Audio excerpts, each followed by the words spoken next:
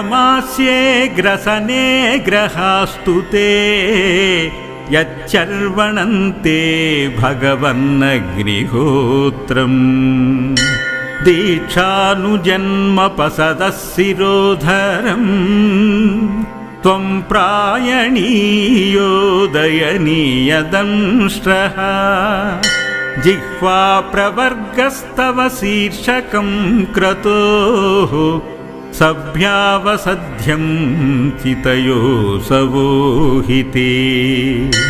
सोमस्तु रेतः सवनान्यवस्थितिः संस्थाविभेदास्तव देवधातवः सत्राणि सर्वाणि शरीरसन्धि स्त्वं सर्वयज्ञक्रतुरिष्टिबन्धनः नमो नमः।